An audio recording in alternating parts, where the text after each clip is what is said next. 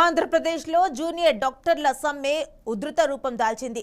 కడప ప్రభుత్వ వైద్య కళాశాలలో ఈ నిరసన 10వ రోజుకు చేరింది.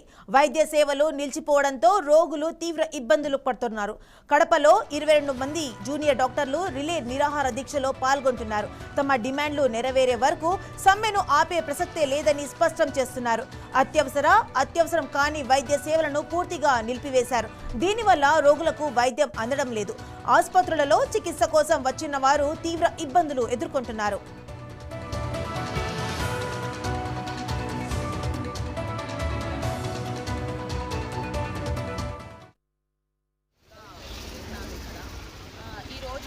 కడప నుంచి just only Kadapa government medical college, Kadapa government general hospital నుంచే 380 మంది డాక్టర్లు కూర్చున్నారండి.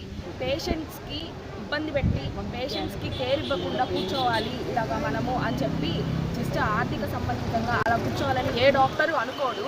ఇది ఏంటంటే ప్రతిసారి మేము మాకు ఇట్లా స్టైఫండ్ పెంచండి అని ప్రతి 2 ఏళ్ళకి ఒకసారి, ప్రతి 3 ఏళ్ళకి ఒకసారి ఏ గవర్నమెంట్ వచ్చినా కూడా మేము ఇట్లా రోడ్ ఎక్కాల్సి వస్తుంది. అలాంటి పరిస్థితి ఫస్ట్ ఆఫ్ ఆల్ డాక్టర్కి తీసుకొచ్చింది ఎవరో వాళ్ళు ఆలోచించాలి ఫస్ట్ ఆఫ్ ఆల్. దాని తర్వాత ఇక్కడ మేము మొత్తం 3 డిమాండ్స్ గురించి పోరాడుతున్నాము. జస్ట్ స్టైఫండ్ హైక్ ఒకటే కాదండి, ఏజ్ ఇంక్రిమెంట్. ఇప్పుడు ఆల్రెడీ 62 ఏళ్ళు వచ్చేసి ఉన్నారనమాట. ఎవరు మా సీనియర్ ఫ్యాకల్టీ ఉన్నారు. సో వాళ్ళకి ఇంకా ఒక 3 ఏళ్ళు పొడిగించడం, అలా పొడిగించడం ఎందుకు అనేది మాకు అర్థం కావట్లేదు. వాళ్ళు ఎప్పుడెప్పుడు రిటైర్ అవుతామా అని ఉన్నారు. వాళ్ళు రిటైర్ అయితే వాళ్ళ తర్వాత ఉన్న అసిస్టెంట్ ప్రొఫెసర్స్ అయితే అసోసియేట్ ప్రొఫెసర్స్ అవ్వడానికి, అసోసియేట్ ప్రొఫెసర్స్ అవ్వడానికి ఇప్పుడు కొత్తగా పీజీ చేసి ఎస్ఆర్లు అయ్యి వాళ్ళు అసిస్టెంట్ ప్రొఫెసర్ పోస్టులకి. అంటే ఇప్పుడు మనకి జరుగుతున్న సిచ్యువేషన్లో ఏంటంటే 100 మంది డాక్టర్లు అనేవాళ్ళు గవర్నమెంట్ మెడికల్ కాలేజ్ నుంచి కానీ ప్రైవేట్ మెడికల్ కాలేజ్ నుంచి బయటకు వచ్చిన డాక్టర్లకి 15% లెస్ దాన్ 15% మెంబర్స్కి గవర్నమెంట్ జాబ్ ఆపర్చునిటీస్ వస్తున్నాయండి. అసలు గవర్నమెంట్ జాబ్స్ అనేవి తగ్గిపోతున్నాయి.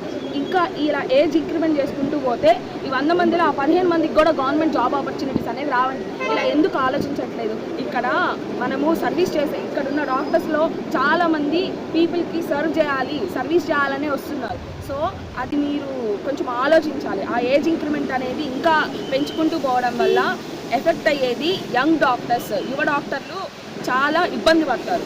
ఇంకొకటి 3వ డిమాండ్ ఏంటంటే పిహెచ్డి, ఎంఎస్సి చేసిన స్టాఫ్ని తీసుకుంటున్నారు. ఎండి చేసిన డాక్టర్స్ మన దగ్గర చాలామంది ఉన్నారండి. ఎప్పుడైనా కూడా ఇప్పుడు ఎంబీబీఎస్ చేసి ఎండి చేసి అంత 2 నీట్ యూజీ, నీట్ పీజీ ఇలాంటి కష్టతరమైన ఎగ్జామ్స్ అన్నిటినీ ఎదుర్కొని ఇక్కడికి వచ్చి అంత కష్టపడి చేసి ఇంతమంది ఖాళీ ఉన్నా కూడా ఎంఎస్సి పిహెచ్డి ఫ్యాకల్టీ అనేది రిక్రూట్ చేసుకోవడం ఏమాత్రం కరెక్ట్ కాదు. మా దగ్గర enough number of MD faculty ఉంది. సో వాళ్ళ ఫస్ట్ ప్రిఫరెన్స్ అనేది మాకు ఇవ్వాలి. ఇంతకుముందు ఫ్యాకల్టీ లేక ఎన్ఎంసీ చెప్పిన రూల్ ప్రకారం అట్లా రిక్రూట్ చేస్తున్నారు. ఇప్పుడు ఎనఫ్ అంటే ఎస్ఆర్స్ ఉన్నారు రెడీగా అసిస్టెంట్ ప్రొఫెసర్ పోస్టులకు అప్లై చేసుకున్నారు. ఇంతకుముందే ఇప్పుడు ప్రస్తుతం జరిగే సిచ్యువేషన్ ఏంటంటే 10 పోస్టులకి 2000 మంది అప్లై చేస్తున్నారండి. డాక్టర్లు 10 పోస్టులకి 2000 మంది అప్లై చేస్తున్నారు గవర్నమెంట్ జాబ్స్కి. అంటే ఇలా ఉంది పరిస్థితి. గవర్నమెంట్ జాబ్స్ ఆపర్చునిటీస్ అనేవి తగ్గిపోతూ ఉన్నాయి యువ డాక్టర్ల కోసం. అసలు గవర్నమెంట్ జాబ్స్ ఆపర్చునిటీస్ లేవు. ఇంకొకటి స్టైఫండ్ హైక్ గురించి మేము ఒకటే అడగాలనుకుంటున్నాము. ప్రతి 2-3 ఏళ్ళకి డాక్టర్లను రోడ్డు మీదకి లాగి మాకు ఎందుకు చేయాలండి? మేము ఇక్కడ ఏ డాక్టర్ కూడా మనస్ఫూర్తిగా పేషెంట్కి ఇబ్బంది పెట్టేది మాకు అసలు లేదు. మాకు అసలు ఆలోచన లేదు. మాకు కూడా ఎప్పుడెప్పుడు వెళ్ళి పేషెంట్కి సేవ్ చేయాలనే ఉంది. మాకైతే ఏ పేషెంట్ని ఇబ్బంది పెట్టాలని లేదు. సో పేషెంట్కి ఇబ్బంది కలగకుండా ఈ గవర్నమెంట్ అనేది మాకు సానుకూలంగా ఒక చర్చ జరిపితే మాకు లిఖితపూర్వకంగా ఏదైనా ఒక నోటీస్ పాస్ చేస్తే మేము చాలా హ్యాపీ ఫీల్ అవుతామండి. ఇక్కడ ఉన్న ప్రతి డాక్టరు కోరుకునేది అదే. ఆల్రెడీ ఇప్పటికి 3 days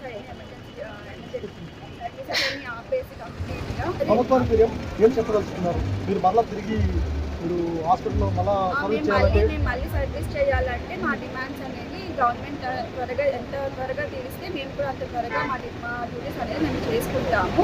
ఇదేమి పేషెంట్ వాళ్ళ ఇబ్బంది పెట్టాలి అనేది మా ఉద్దేశం అయితే ఏం కాదు. జస్ట్ మా డిమాండ్స్ మాకు టీచ్ చేస్తే మేము వెంటనే ఆ డ్యూటీస్ చేసుకోవడానికి మేము రెడీగానే ఉన్నాము. కానీ గవర్నమెంట్ అనేది ఇంకా ఏం స్పందించలేదు. అదే కాదు, ఇంకా మా డిమాండ్స్ ఏంటంటే ఏజ్ కూడా ఏజ్ ఇంక్రిమెంట్ కోసం కూడా మేము ఫైట్ చేస్తున్నాము. ఎట్లా అంటే మేమంటే ఇప్పుడు మాకంటే 26-27 ఇయర్స్ మాకు ఆపర్చునిటీస్ రావాలి అన్నా కూడా మాకు తర్వాత అనేది ఇబ్బంది అవుతుంది. సో దానికోసం కూడా మేము ఫైట్ చేస్తున్నాము. ఇంకా అలాగే నాన్ మెడికల్స్ వాళ్ళు కూడా ఇక్కడ పిహెచ్డీ అని చెప్పేసి ఇక్కడ వాళ్ళకి అవకాశాలు ఇస్తున్నారు. కానీ మాకు కూడా ఉండాలి కదా. మేము ఎంబీబీఎస్ చేసి ఎండీ చేసి ఎంత చేసిన తర్వాత మాకు లేకుండా వాళ్ళకి ఇవ్వడం అనేది కరెక్ట్ కాదని మళ్ళీ దానికోసం అని చెప్పి స్ట్రైక్ చేస్తున్నాం. ఎన్ని రోజులైనా సరే మేమందరం ఇక్కడే ఉండడానికి స్ట్రైక్ చేయడానికి అని చెప్పేసి మేము రెడీగానే ఉన్నాం. గవర్నమెంట్లో ఎప్పుడు కూడా స్ట్రైక్ అనేది మేము జూనియర్ డాక్టర్ల తరఫున స్ట్రైక్ అనేది మా ఫస్ట్ ఆప్షన్ కాదు. స్ట్రైక్ అనేది మాది లాస్ట్ ఆప్షన్. మేము పెట్టుకున్న ఏకైక లాస్ట్ ఆప్షన్ వచ్చేసి స్ట్రైక్. మేము 7 నెలల నుంచి కంటిన్యూస్గా రిప్రజెంటేషన్స్ ఇవ్వడం జరుగుతూనే ఉంది. మాకు ప్రతిసారి వర్బల్గా ప్రభుత్వం సానుకూలంగా ఉంది, స్పందిస్తుంది, మీకు అనుకున్న పర్సెంటేజ్ ఇస్తుంది అని 7 నెలలుగా చెప్పడం జరుగుతూనే ఉంది. 18 నుంచి 20 రిప్రజెంటేషన్స్ మేము అఫీషియల్స్ అందరికీ, డిఎంఈ గారికి, హెల్త్ సెక్రటరీకి, హెల్త్ మినిస్టర్కి, లోకేష్ గారికి, పైన ఫైనాన్స్ వాళ్ళకి అందరికీ మేము పెట్టడం జరిగింది.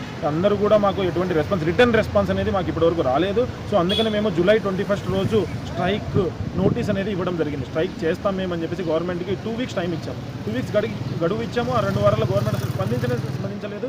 దాని తర్వాత ఆగస్టు 4వ తారీఖు మేము స్ట్రైక్ మొదలు పెడదామని చెప్పేసి అనుకున్నాము. ఆగస్టు 4వ తారీఖు కూడా గవర్నమెంట్ ఇంకొక 2 వీక్స్ పోస్ట్పోన్ చేయండి, ఇంకో గవర్నమెంట్ మీకోసం పాజిటివ్ నోట్గానే ఉంది, పాజిటివ్గా స్పందిస్తూ ఉంది, చర్చలు పిలుస్తూ ఉంది, చూద్దాము, స్ట్రైక్ చేయొద్దని చెప్పారు. మేము దానికి రెస్పెక్ట్ ఇస్తూనే మేము ఒక వారం పోస్ట్పోన్ చేయడం జరిగింది. ఆగస్టు 10వ తారీఖు వరకు మళ్ళీ పోస్ట్పోన్ చేసాము. ఆగస్టు 10కి వెళ్తే మేము 30% అని చెప్తే వాళ్ళు 3% అని చెప్పడం జరిగింది. ఆ 3% అనేది మా అసలు ఒప్పుకునే పరిస్థితి అయితే అసలు ఎవరికి ఇష్టం లేదు. రెండోది ఏంటంటే స్టైఫన్ గురించి ఒకటే కాదు, మేము నాన్ మెడికల్ ఫ్యాకల్టీ ఒక్కొక్కరు ఎంబీబీఎస్ ఎండీ చేస్తున్న డాక్టర్లకి మీరు చదువు చెప్పే టీచర్లు వచ్చేసి ఎంఎస్సీ పిహెచ్డీ చేసిన వాళ్ళని డిస్టెంట్ కోర్సుల్లో, డిగ్రీ కోర్సుల్లో, వేరే కోర్సుల్లో చేసిన వాళ్ళని మీరు ఇక్కడ చదువు చెప్పడానికి ఎన్ఎంసీ నామ్స్కి విరుద్ధంగా అపాయింట్మెంట్ చేసుకుంటూ ఉన్నారు. అదొకటి. మూడోది వచ్చేసి ఈ ఏజ్ ఇంక్రిమెంట్ 65 to 70 ఇయర్స్ చేద్దామని చెప్పేసి 65 ఇయర్స్ చేద్దామని చెప్పేసి జూలై 12వ తారీఖు పబ్లిక్ డొమైన్లో హైయర్ అఫీషియల్స్ చెప్పడం జరిగింది. అది చేస్తే ఏమవుతుందంటే 28-30 సంవత్సరాలు ఉన్న జూనియర్ డాక్టర్లందరూ కూడా ఇంకొక 4-5 సంవత్సరాలు జాబ్ లేకుండా ఉండే పరిస్థితి ఖచ్చితంగా ఏర్పడుతుంది. సో ఈ 3 డిమాండ్లు ఖచ్చితంగా నెరవేర్చి మాకు దీన్ని తొందరగా కాల్ ఆఫ్ చేస్తారని చెప్పేసి మేము కోరుకుంటా ఉన్నాము. ఇది ఇంకా ఇప్పట్లో మాకైతే ఎటువంటి కాల్ రాలేదు, మాకు చర్చలకు రాలేదు. హెల్త్ సెక్రటరీ అయితే మాకు త్వరలో గవర్నమెంట్ మాట్లాడి చెప్తామని చెప్పేసి అన్నారు. ఇప్పటిదాకా అయితే మాకు ఎటువంటి చర్చలు జరపలేదు, మాకు ఎటువంటి కాల్ రాలేదు. సో మేము ఈ సమ్మేళనాన్ని ఉధృతం చేయడానికి రెడీగానే ఉన్నాము. ఆల్రెడీ ఉధృతంలోనే ఉంది.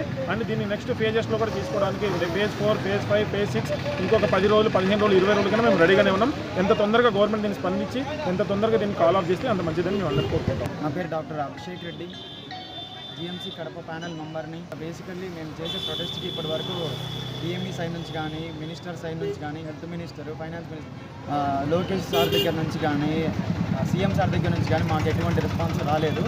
వాళ్ళు ఎంతవరకు అయితే రెస్పాన్స్ ఇవ్వరో మేము అంత ఎక్స్టెంట్ వరకు ఈ ర్యాలీలు, ఈ స్ట్రైకులు చేయడానికి మేము రెడీగా ఉన్నాము. సో వాళ్ళు 10 days కానీ, 15 days కానీ, 20 days కానీ వాళ్ళు ఎంతవరకు అయితే రెస్పాండ్ అవ్వరు. మేము కూడా అన్ని డేస్ ఇంకా దీన్ని ప్రొలాంగ్ చేస్తూనే ఉంటాం. కానీ ఇమీడియట్గా అయితే ఆపేది జరగదు. ఫస్ట్ ఆఫ్ ఆల్ ఇంకా బేసికల్లీ స్టైఫండ్ ఒక్కటే అంటున్నారు కొంతమంది జనాలు, బయట తెలియని వాళ్ళు. సో మేము స్టైఫండ్ ఒక్కదానికోసం కాదండి పోరాడేది. ఇక్కడ హాస్పిటల్లో ఉండే బేసిక్ ఫెసిలిటీస్ సరిగా ఉండట్లేదు, దానికోసం కూడా మేము అడుగుతున్నాం. అది కాకుండా మొన్న రీసెంట్గా ఒక న్యూస్లో చూసినా నేను, సూపర్ స్పెషాలిటీ హాస్పిటల్ సూపర్గా లేదని ఎవరో మాట్లాడారు. సో అక్కడికి ఫెసిలిటీస్ రాలేదండి. ఫస్ట్ మేము రెడీగా ఉన్నాం మేము చేయడానికి, మేము ఏదైనా చేస్తాం, మేము ట్రీట్మెంట్ చేయడానికి రెడీగా ఉన్నాం. కాకపోతే అక్కడ ఫెసిలిటీస్ లేకుండా మేము ఏం చేయాలా? ఫెసిలిటీస్ ఎవరు ప్రొవైడ్ చేయాలి? గవర్నమెంట్ ప్రొవైడ్ చేయాలి. ఇక్కడ బ్రాంకోస్కోపీ కానీ, కొలనోస్కోపీ కానీ అవన్నీ ఎక్కడికి వెళ్ళాలి? కర్నూలు కానీ, తిరుపతి కానీ పంపిస్తున్నాం మేము. మా దగ్గర లేవు అవన్నీ చేయడానికి, మేము ఇక్కడే చేస్తాం. మా దగ్గర ఎక్విప్మెంట్ లేదు కాబట్టి మేము ప్రిఫర్ చేయాల్సి వస్తుంది హైయర్ సెంటర్కి. We're here to serve people అండి. ఫస్ట్ ఆఫ్ ఆల్ ఇది మెయిన్ పాయింట్. పేద ప్రజల నుంచి కూడా వ్యతిరేకత వస్తుంది కనుక ప్రభుత్వం ఇమీడియట్ తక్షణం, ఈ కూటమి ప్రభుత్వం తక్షణమే ఈ జూనియర్ల వైద్యుల విషయంలో తక్షణమే కలగ చేసుకొని వారితో చర్చలు జరిపి వారు అడుగుతున్నటువంటి డిమాండ్స్లో అన్ని నెరవేర్చిపోయినా కొన్నైనా నెరవేర్చాలని చెప్పి ప్రజలు కోరుకుంటున్నారు. అలాగే వీరు అడిగేటువంటి ప్రతి విషయంలో కూడా క్షుణ్ణంగా పరిశీలించి సాధ్యమైనంత వరకు వీరి యొక్క డిమాండ్స్ను నెరవేర్చాలని ప్రజలు మరియు జూనియర్ డాక్టర్లు మరియు ప్రభుత్వ పెద్దలందరూ కూడా కోరుకుంటున్నారు. మరి ప్రభుత్వం ఏ విధంగా స్పందిస్తుందో వేచి చూడాల్సిన పరిస్థితి.